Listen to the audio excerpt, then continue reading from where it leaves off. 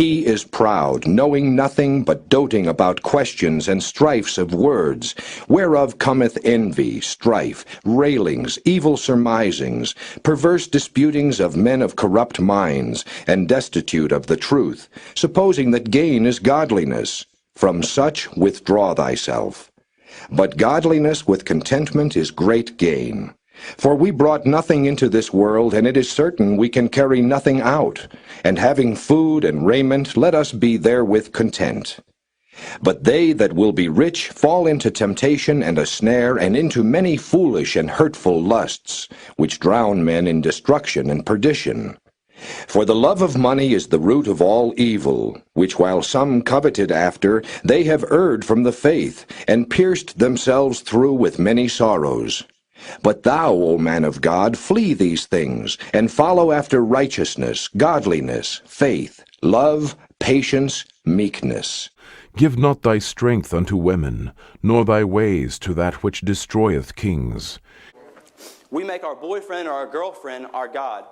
I've seen teen after teen. They get so focused on this girl, so focused on this boy, that takes them away from God. Yes. All right? Amen. I had a buddy that I grew up with in my youth group. I didn't say I grew up with him, but he was in my youth group. He was surrendered to preach, all right?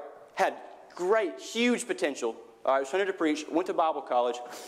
He was dating a girl, all right? He got so focused on that girl, and he made her, he worshipped the ground that she walked on. And I believe if you're married, you got to treat your wife right and treat her with all respect, stuff like that. I'm not saying that.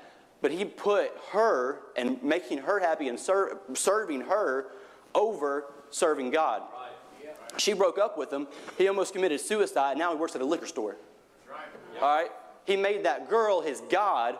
So when that girl left him, when that little G God left him, right. Go ahead. What's he have left? Yeah. He didn't actually have a relationship with God. He said he was surrendered to preach. He was preaching. He had a huge potential. All thrown in the garbage because he made a girl his God. Right. Come on. So once you do that, and he has control of your life, he's able to move freely and to work and to mold you into what he wants you to be. Right. All right? He's got a individual perfect will for you. He knows what he wants you to do and what he wants you to do. He may be calling you to be a pastor. Maybe he's calling you to be a missionary. Maybe he's calling you to be a pastor's wife. I don't know what that is, what God's will is for you, but if you love him, you'll be surrendered to his will. You will let him, and you will answer the call if he does call you. Right. Yes, sir. I'm just going to go ahead and say, living for him and ministry and serving him is the best life you could possibly live. Right. All right?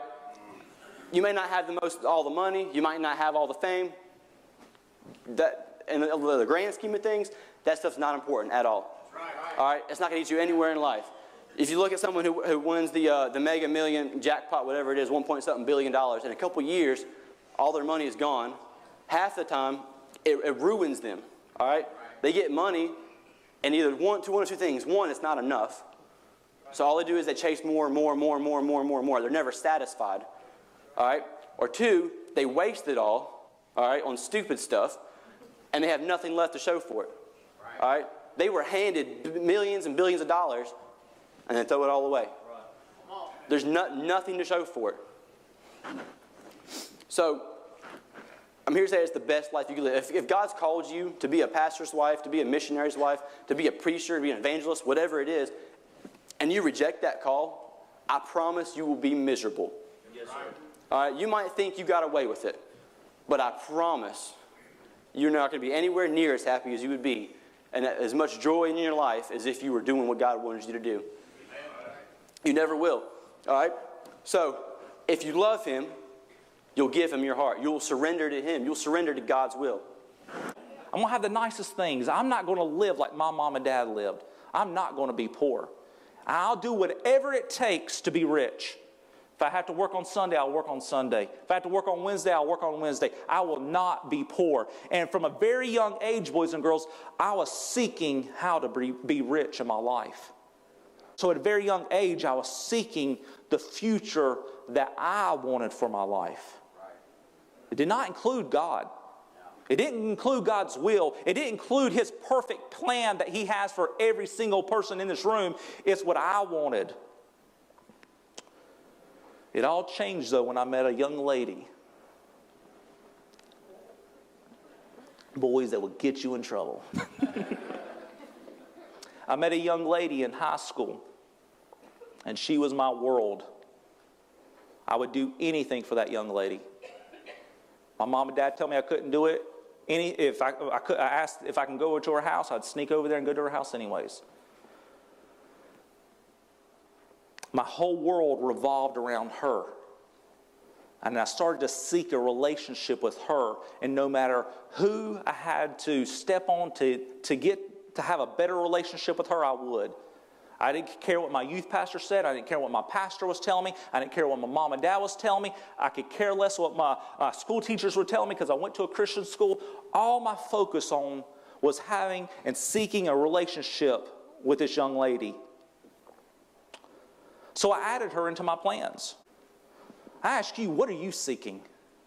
Yeah. Ask yourself, what are you seeking right now?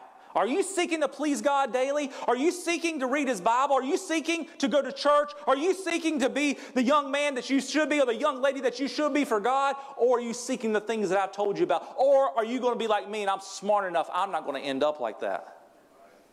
Go ahead and lie to yourself. Go ahead and lie to yourself. Remember, only a fool learns from his own mistakes. A wise man learns from the mistakes of others. Right. Amen. Lamentations 3:25. The Lord is good, and unto them that wait for Him, to the soul that seeketh Him.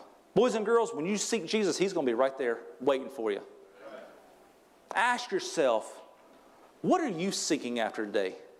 If you actually just take the Bible for what it says and just believe it, that the love of money is the root of all evil, actually understanding will come. Look at verse 10 there. For the love of money is the root of all evil, which while some coveted after, they have erred from the faith and pierced themselves through with many sorrows.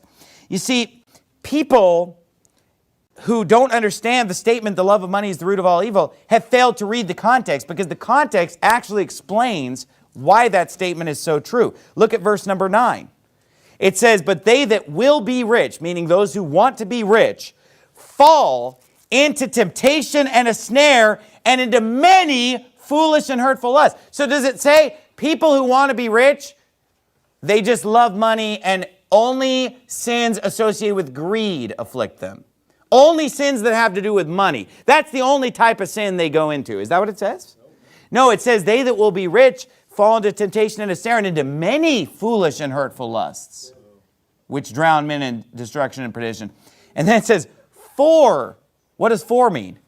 Because the love of money is the root of all evil. So when you start out a statement with for, you should see what it's there for. You know, what comes before.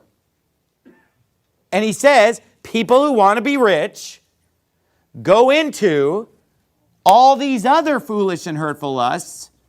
And that's why the love of money is the root of all evil, because it does that to them. Does everybody understand that? Right. And there have been all kinds of stories, like people said, well, you know, how could the love of money be the root of all evil? What about rape? But here's the thing. People who love money have often committed the sin of rape. I mean, there are even stories you could read up on. There was a famous rapist that I read up on, and it all started when he got into Amway, literally, and started going to these seminars with Amway that were telling him, you know, that you need to be rich and you know, it's okay if you lose your friends because you're going to have a Porsche and you're going to live in a mansion. And he went to these Amway meetings that taught the love of money, and this guy just got worse and worse and worse of a person. Eventually, he did become a famous serial rapist. I forget the guy's name off the top of my head. But the bottom line is that what the Bible's teaching here is that when you get caught up in the love of money, you are opening yourself up to all types of sin. And that's why the love of money is the root of all evil. See, even before people become lustful, you know, of things like fornication and adultery, they already start loving money even before that, because even a little child who hasn't even reached puberty can still love money, right?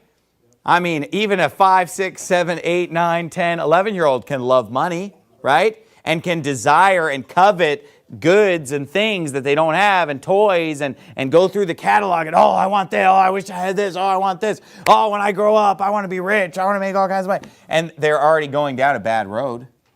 And so children, I hope you're listening to this sermon and deciding that you're going to be a contented person and not one who loves and desires money. We brought nothing into this world, and it is certain that we can carry nothing out. And having food and raiment, let us be there with content. But they that will be rich fall, the Bible says.